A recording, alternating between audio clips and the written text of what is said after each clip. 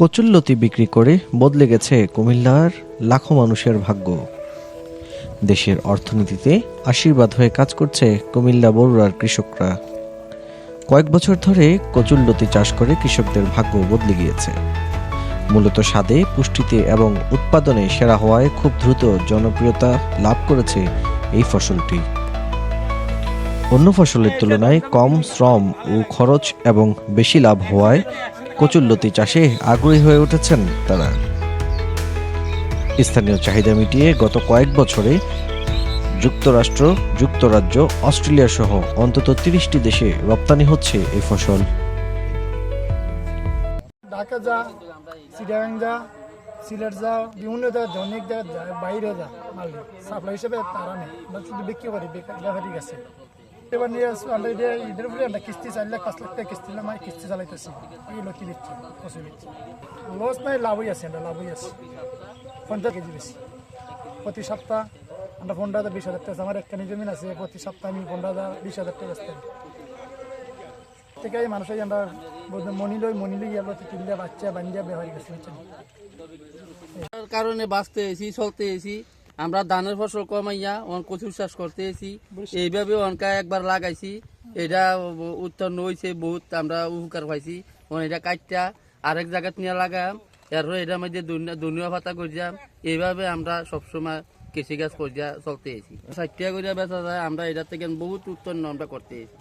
আপনার এই লতিটা আমাদের বাংলাদেশের চাহিদা মিঠাইয়া ইউরোপ কান্ট্রি, বাইরের দেশ যত রাষ্ট্র আছে এটা ইনশাল্লাহ চাহিদা মিটাইতে পারে। এবং এটাতে দেখেন, আপনি একটা জিনিস ফলো করেন, এটাতে কোনো কিছু হালানি নেই। এর ফলে এই উপজেলার চাষাবাদের আওতায় এসেছে কয়েক হাজার হেক্টরের বেশি অনাবাদি জমি।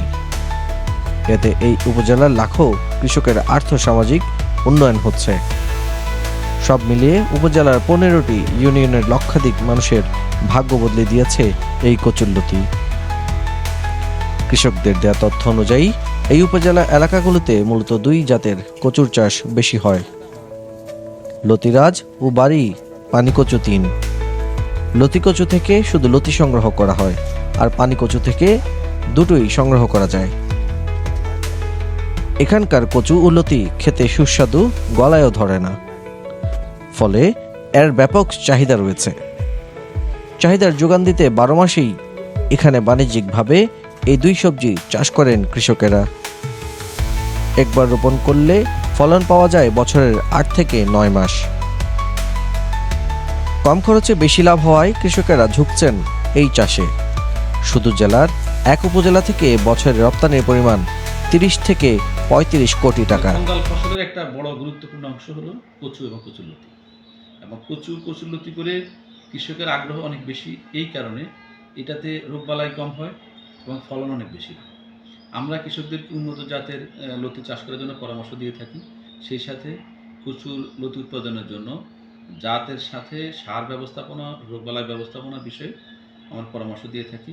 আমাদের উপসহকারী কৃষি কর্মকর্তাগণ কৃষকদের এই ব্যাপারে সহায়তা করছেন।